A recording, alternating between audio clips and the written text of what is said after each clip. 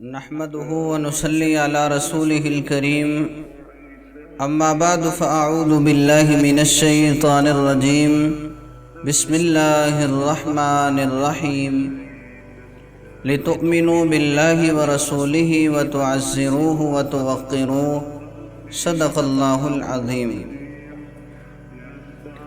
میرے انتہائی واجب الاحترام سامعین و ناظرین، آپ حضرات نے سوشل میڈیا پر دیکھا ہوگا کہ ایک مذہبی سکالر کل جہلم سے گرفتار ہوئے ہیں، جن کا نام انجینئر محمد علی مرزا جہلمی ہے۔ یہ بندہ گرفتار ہو چکا ہے۔ اس سے متعلق میں نے آپ حضرات سے چند ایک گزارشات، چند ایک گوشے واضح کرنے ہیں۔ نمبر 1، انجینئر کا موقف کیا ہے؟ نمبر 2، علماء کرام کا اعتراض۔ نمبر 3، علمی تجزیہ۔ اور نمبر 4، فالورز سے میری درخواست۔ تو پہلی بات کہ انجینئر محمد علی مرزا کس وجہ سے گرفتار ہوا ہے اور اس کا موقف کیا ہے، تو پہلے آپ وہ ویڈیو سماعت فرما لیں کہ جس کی وجہ سے اس کی گرفتاری ہوئی ہے۔ غلط سمجھتے ہیں، لیکن اس پلانٹ ارتھ پہ انہیں نہیں رہنے کا حق ہے۔ ان کو ہمیں دنیا سے ختم نہیں کرنا۔ اللہ تعالیٰ نے کیا سارے کافر دنیا سے ختم کر دیے؟ دیکھیں، اگر ایک شخص کرسچن ہے تو وہ میرے نبی کو دجال سمجھ رہا ہے، لیکن مجھے قرآن اجازت دے رہا ہے کہ میں اس کی عورت کے ساتھ شادی کر سکتا ہوں اگر وہ کسی کرسچن کی بیٹی ہے۔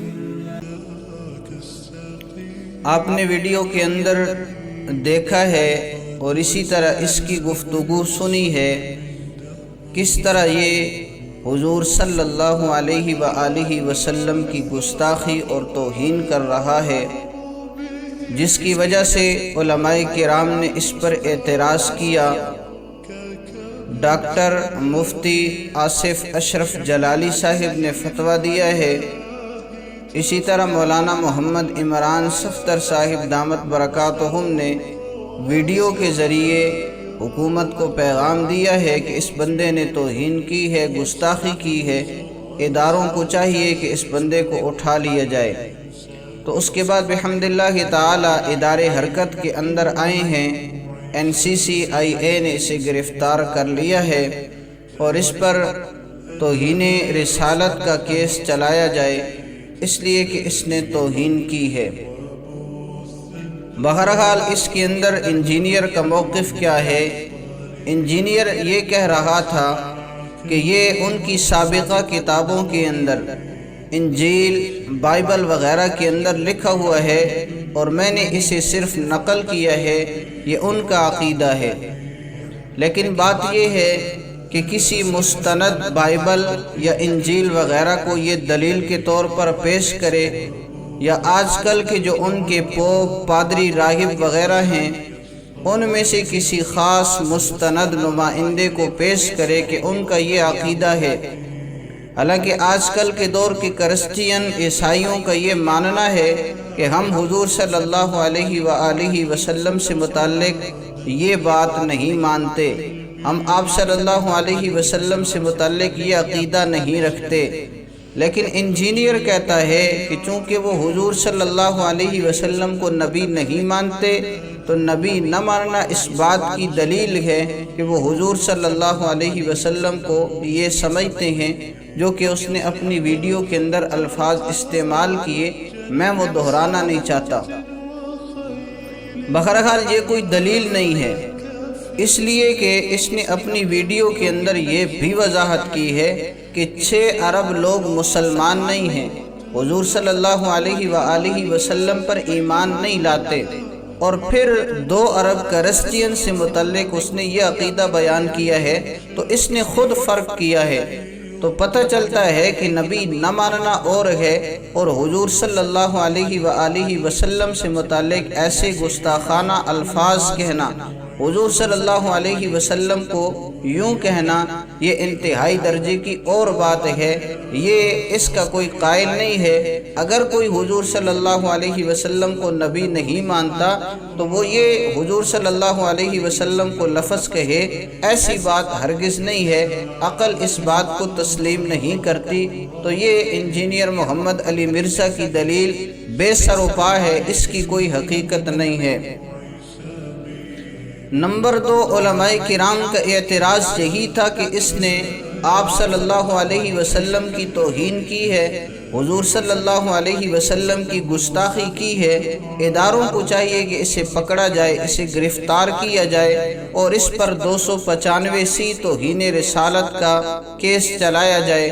بحمد اللہ تعالی اداروں نے اس بات کے اندر علماء کا ساتھ دیا ہے اور انجینئر محمد علی مرزا کو گرفتار کر لیا گیا ہے۔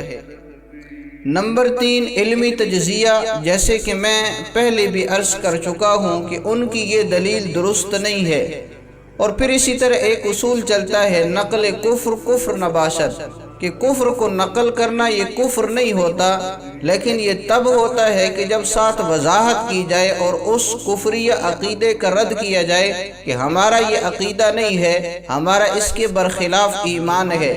اور اسی طرح لہجے کو بھی مد نظر رکھا جاتا ہے کہ اس بندے کا لہجہ کیسا ہے۔ لہجے سے پتہ چل جاتا ہے کہ یہ بندہ کیا بات کر رہا ہے، کیسی بات کر رہا ہے۔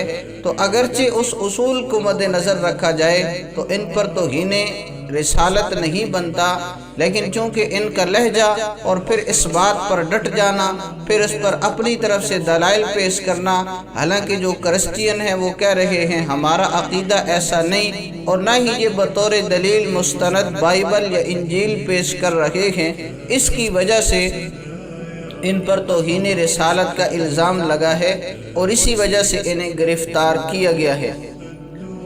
چوتھی بات کہ جو ان کے فالورز ہیں ان سے میری درخواست یہ ہے کہ حضور صلی اللہ علیہ وسلم کی بے ادبی کرنے والے کا دفاع کرنا ضروری نہیں ہے، حالانکہ قرآن کریم ہمیں یہ حکم دیتا ہے لِتُؤْمِنُوا بِاللَّهِ وَرَسُولِهِ وَتُعَزِّرُوهُ وَتُوَقِّرُوهُ، کہ اللہ کے نبی صلی اللہ علیہ وسلم کی تعظیم کی جائے، اللہ کے نبی صلی اللہ علیہ وسلم کا ادب کیا جائے۔ یا ایھا الذین آمنوا لا ترفعوا اصواتکم فوق صوت النبی، حضور صلی اللہ علیہ وسلم کی آواز سے اپنی آواز کو بلند نہ کیا جائے۔ حضور صلی اللہ علیہ وسلم کا ادب سکھلایا گیا ہے، تو آپ صلی اللہ علیہ وسلم کے ادب، آپ صلی اللہ علیہ وسلم کی تعظیم کا تقاضا یہ ہے کہ اس شخص کا دفاع نہ کیا جائے بلکہ حضور صلی اللہ علیہ وسلم کا دفاع کیا جائے۔ ہم آپ صلی اللہ علیہ وسلم کی محبت اور تعظیم کی خاطر کھڑے ہوں، نہ کہ ایک مذہبی سکالر کی خاطر کھڑے ہوں جو کہ عالم بھی نہیں ہے، انجینئر ہے، تو اس کے پاس علم کہاں سے آئے گا؟ پہلے بھی اس کی زبان بہت چلتی ہے، صحابہ رضوان اللہ تعالیٰ علیہ مجمعین کے خلاف اس کی زبان بہت چلتی ہے، اس نے بہت کچھ صحابہ رضوان اللہ تعالیٰ علیہ مجمعین پر الزامات لگائے۔ حضرت مولانا محمد عمران صفدر صاحب دامت برکاتہم نے اپنی ویڈیوز کے اندر مکمل وضاحتیں کی ہیں کہ اس نے کہاں کہاں ڈنڈی ماری ہے۔ اس لیے دیکھا جائے کہ یہ رسول اللہ صلی اللہ علیہ وسلم کے ساتھ محبت کرتا ہے، رسول اللہ صلی اللہ علیہ وسلم کی تعلیمات کو، شریعت کو صحیح بیان کرتا ہے، تو پھر اس سے علم سیکھا جائے، اس کے ساتھ تعلق جوڑا جائے، اس سے محبت کی جائے۔ لیکن جو رسول اللہ صلی اللہ علیہ وسلم کا وفادار نہ ہو، آپ صلی اللہ علیہ وسلم کی جماعت صحابہ رضوان اللہ تعالیٰ علیہ مجمعین سے محبت نہ کرتا ہو، پیار نہ کرتا ہو، حضور صلی اللہ علیہ وسلم کی جماعت کے خلاف اس کی زبان چلتی ہو، تو اس کا اپنا آئیڈیل بنانا، اس سے علم سیکھنا، یہ بات بالکل درست نہیں ہے۔ علم مستند علماء سے سیکھا جاتا ہے، جن کے پاس مضبوط علم ہوتا ہے، علم ان سے لیا جاتا ہے۔ اور اسی طرح جس انسان کے پاس علم ہوتا ہے، جو عالم ہوتا ہے، علم انسان کو مدبر بناتا ہے نہ کہ متکبر بناتا ہے، اور اس بندے کے اندر غرور کوٹ کوٹ کر بھرا ہوا ہے۔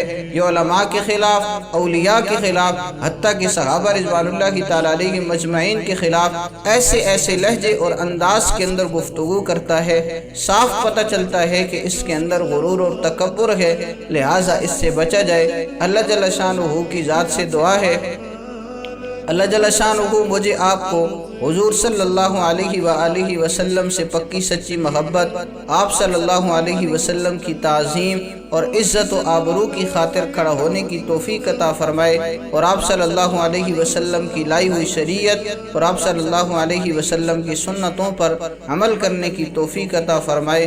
وآخر دعوانا ان الحمد للہ رب العالمین۔